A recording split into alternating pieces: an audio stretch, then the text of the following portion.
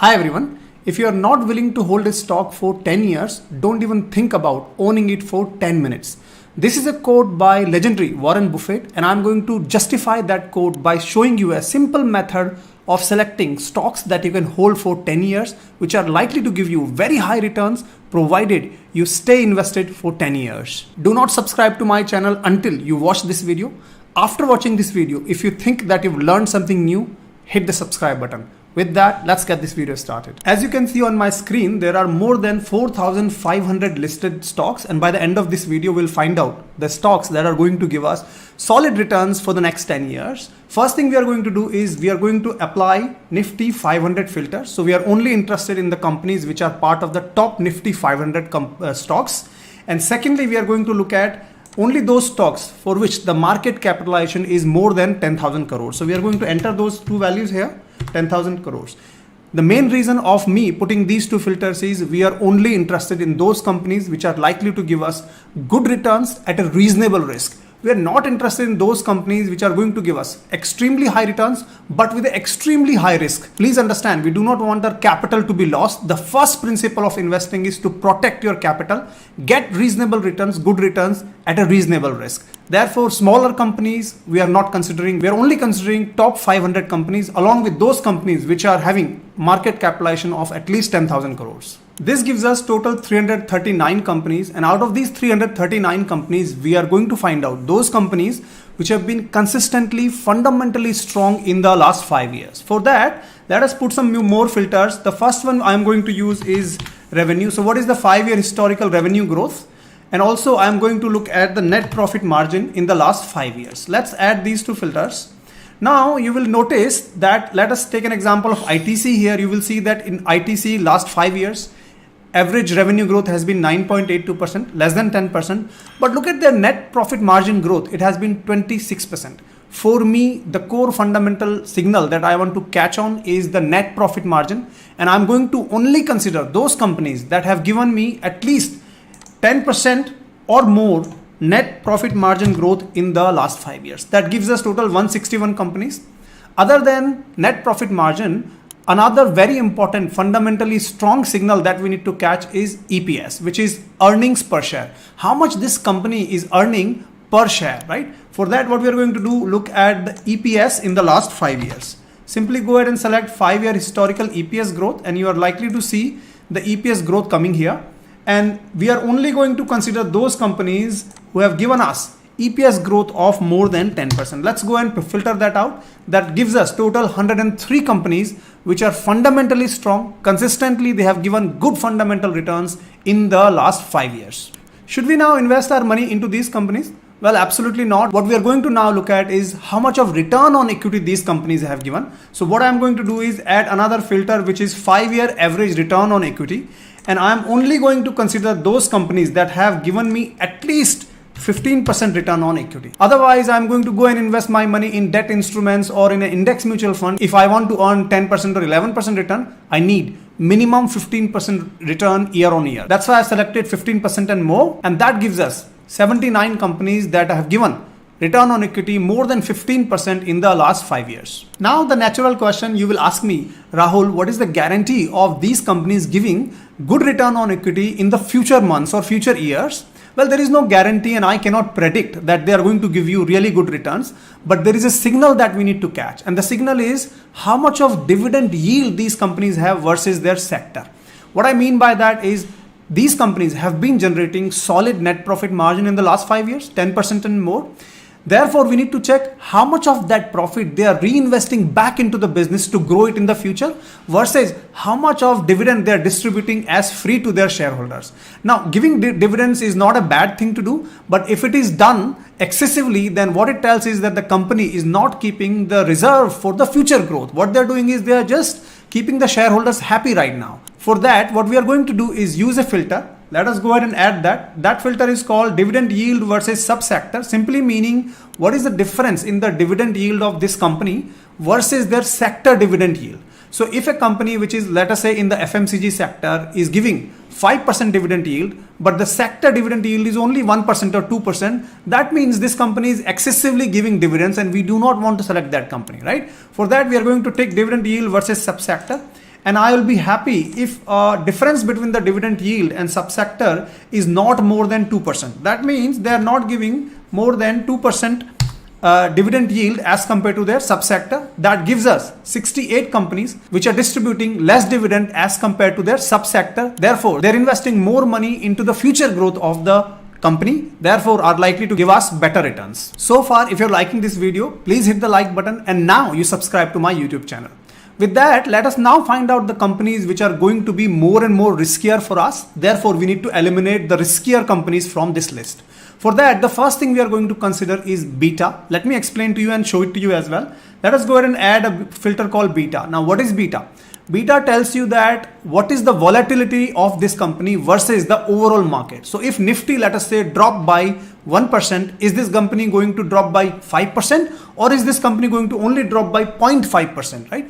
0.5% is always better, right? Our risk is less there. Therefore, we are going to add this filter here. So we are going to add this filter, and I am only going to select those companies which are giving me beta of less than 1.5%, meaning these companies are less cyclic, they are more stable. We do not want to have companies like this. We want companies that are going to give returns like some volatility is fine, but not like this. We want something which is more stable, right? For that, we are going to select 1.5 as my maximum beta, and I'm going to add that here. And we are going to get these 59 companies which are very stable companies. Even if the market falls, they fall less. The second parameter that we need to measure these companies for risk is how much of shares the promoters have pledged. Let me explain and show it to you as well. So what we are going to do is add a filter here which is called pledged promoters holding. What it simply means is how much of promoters stake they have pledged or given as a security against a loan. Now, it is very bad if the promoters have given a lot of their stake as security to take loan to run the company. So minimum this is better it is. So what we are going to do is add this here.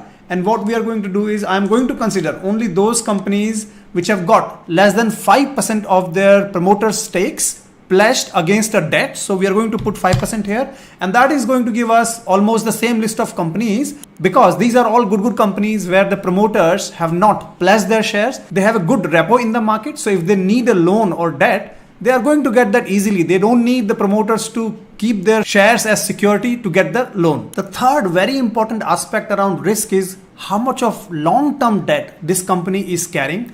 Higher the long-term debt, the risk is very high for us. Company might shut down, right? Let us consider those factors as well. So what I'm going to do is look at the filter here and only add long-term debt to equity. Please know that I'm not interested in the short-term debt, because short-term debt is fine. What we need to really look at the long-term debt commitment that the company has and how much of portion of long-term debt is versus their equity, right? For that, we are going to select this filter. And what you will notice here that for HDFC Bank, it is not showing us any value. If I also come down here, you will see that for the small finance bank, it is not showing us value.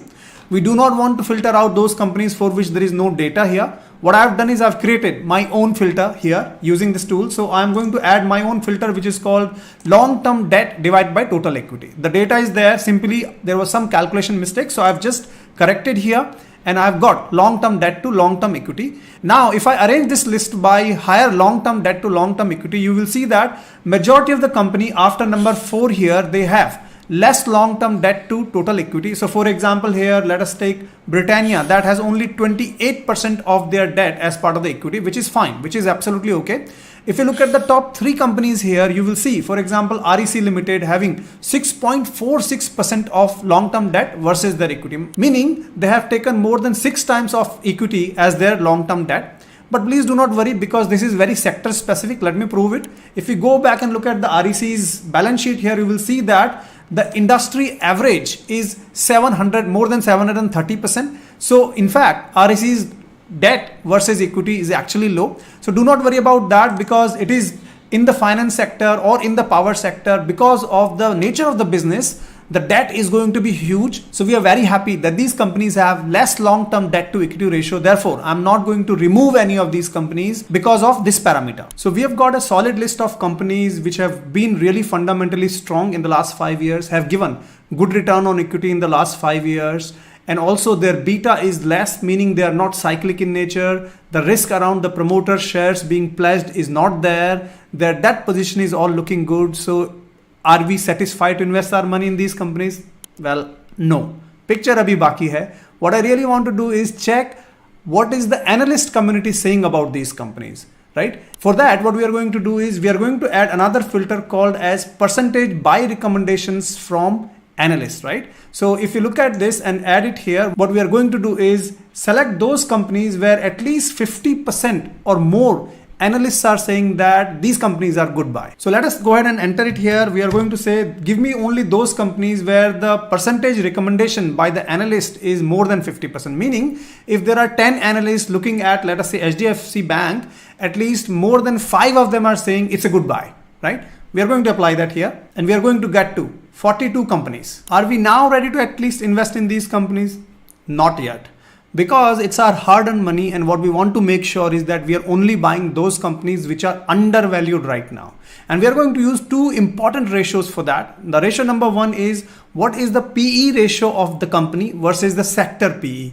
PE ratio simply means price to earning per share, how much of market is willing to pay right now versus the sector PE as well. So let's just go ahead and add that filter. So we are going to come here and say PE sector PE minus sector PE. This is one that I've created on ticker tape. So let's go ahead and add that here. What we are now going to do is only consider those companies where the PE of that company is less than the sector PE, meaning that they're undervalued. Let us go ahead and do that. For that, what we are going to do is we are going to only consider those companies where this difference is less than 0, meaning the PE is less than the sector PE. It means this company is undervalued if we compare the PE of the company versus the sector PE. The last valuation ratio that we are going to use is price to intrinsic ratio, meaning we are only going to pick those stocks which are trading at a lower price than the intrinsic value.